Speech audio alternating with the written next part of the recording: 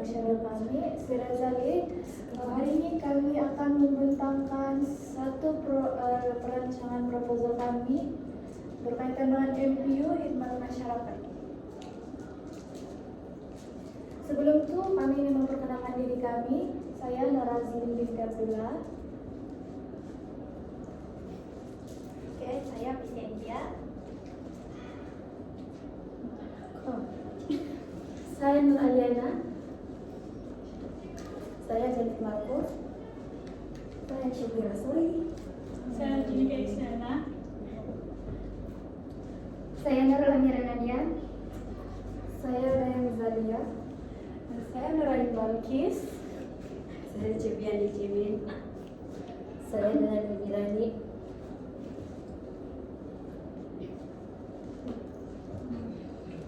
Oke, untuk memulakan bagi pengenalan proyek kami, ia berada di rumah anak yatim dan merupakan institusi kebajikan yang menyediakan penjagaan dan keperluan asas kepada anak-anak yang memerlukan. Kedua, penglibatan komuniti penting bagi membantu meningkatkan perkembangan emosi, keyakinan diri, dan kemahiran sosial penghuni rumah anak yatim. Program Kasih Anak Yatim dianjurkan sebagai salah satu aktiviti khidmat masyarakat untuk menyokong kebajikan dan kesejahteraan mereka. Program ini bertujuan mengeratkan hubungan silaturahim serta memupuk nilai kasih sayang, keprihatinan, kesukarelawan, dan tanggung jawab sosial.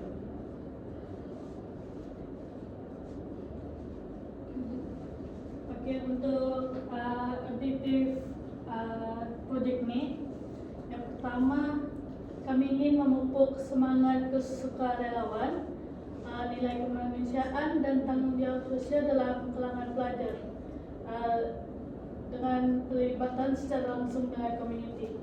Lepas itu yang kedua, proyek ini bertujuan untuk meningkatkan keyakinan diri dan motivasi dalam kalangan anak yatim agar mereka rasa mereka dihargai serta terus bersemangat mencapai cita-cita. Dan yang terakhir ialah memupuk semangat kesukarelawanan, nilai kemanusiaan, dan tanggung jawab sosial dalam kalangan pelajar melalui penglibatan secara langsung dengan komuniti. Oke, seterusnya bahagian butiran operasi proyek kami. Oke, yang pertama lokasi program. Kami akan mengadakan program ini di rumah anak yatim yang akan kami pilih nanti. So, programnya akan kami jalan selepas mendapat kebenaran dari pihak pengurusan rumah anak yatim. So, tempat itu mungkin di area Kota Kinabalu saja. Oke. Lepas itu sasaran peserta adalah penghuni rumah anak yatim dan kami 11 orang pelajar yang akan menjadi sukarelawan nanti. Seterusnya bahagian pengangkutan, kami sendiri akan bergerak ke lokasi menggunakan perkhidmatan seperti Grab atau Maxim atau kendaraan sendiri. Berkaitan dengan bahan dan peralatan aktiviti, kami akan menggunakan pembesar suara speaker, komputer riba atau telepon bimbit untuk music. Seterusnya, bagi pembentukan ahli, kami ada pengarah program, timbalan pengarah program juga, setiausaha, EJK activity, EJK logistik, EJK dokumentasi, dan juga EJK makanan.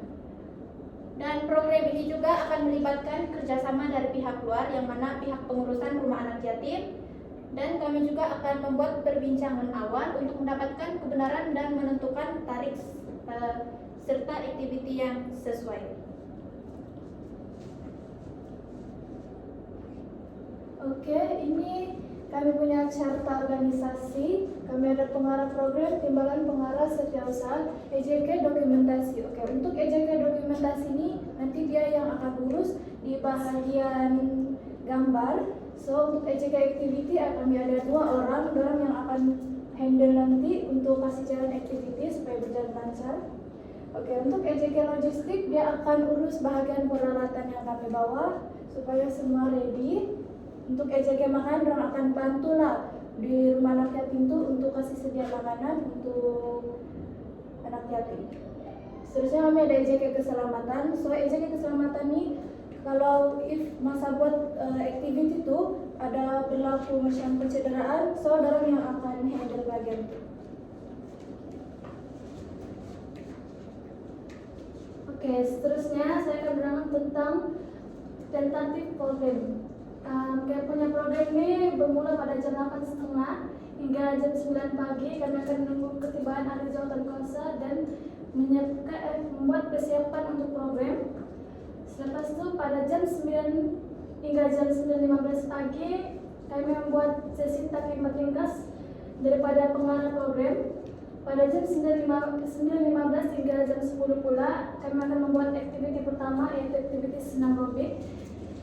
Lepas itu EJK yang akan memimpin aktiviti senam aerobik bersama kanak-kanak adalah semua ahli jabatan kuasa.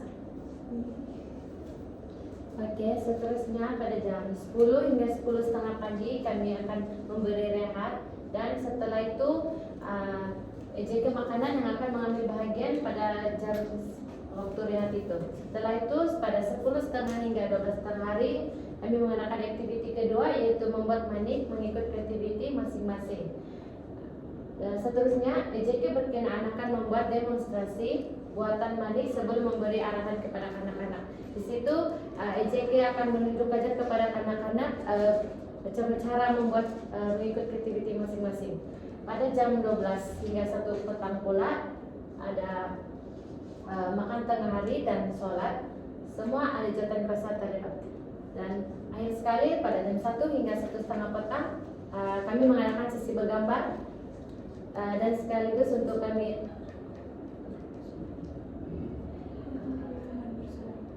dan bersorai.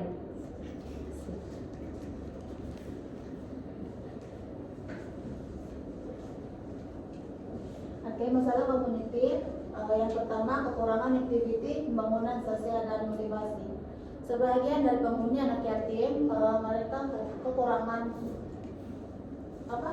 mereka kurang terlibat dalam program yang dapat meningkatkan keyakinan diri, motivasi serta sosial mereka karena mereka jarang mengikuti cara memotivasi dan aktiviti perkumpulan yang dapat meningkatkan lagi keyakinan diri mereka dan kerjasama dalam melaksanakan aktiviti tersebut. Oke, masalah community yang kedua, orang kurang pendedahan kepada aktiviti pembelajaran yang menyenangkan. Sebab orang ini di rumah anak yatim kan, jadi kuranglah aktiviti pembelajaran yang menyeronokkan. Kurang orang punya pengalaman orang. Oke. Terakhir, kurang interaksi sosial dalam masyarakat. Orang mempunyai masa yang terhad dan jarang selalu di rumah tuh ya kan. Jadi kurang berinteraksi dengan orang luar gitu. Sebab orang selalu berada dalam rumah dengan penjagaan yang ketat lah, boleh dikatakan ketat.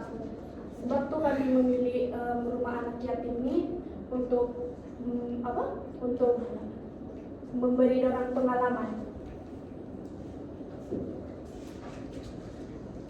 Berikut adalah pemilihan penyelesaian strategi.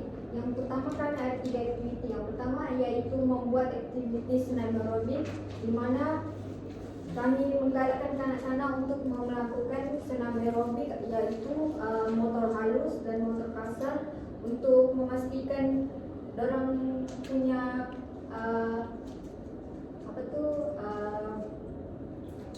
keseimbangan dan daya tumpuan mereka dapat melakukan aktiviti itu dengan lancar. Yang kedua,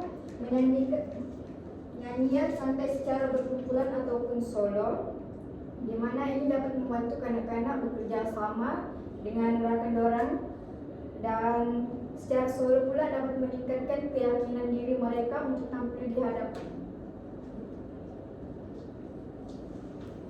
Seterusnya, pemilihan penyelesaian strategi itu membuat aktiviti buatan manik.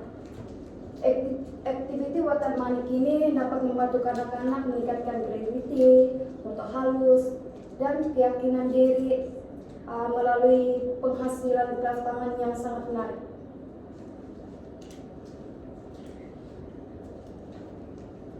Ini ialah satu contoh poster kami yang akan kami edarkan, tapi poster ini kami hanya edarkan kepada rumah anak yatim yang kami datang nanti. So, untuk poster kami punya orang bilang kata-kata, contohnya macam jagalah mereka seperti amanah, sayangilah mereka seperti keluarga. Itu saja dari kami, sekian, terima kasih.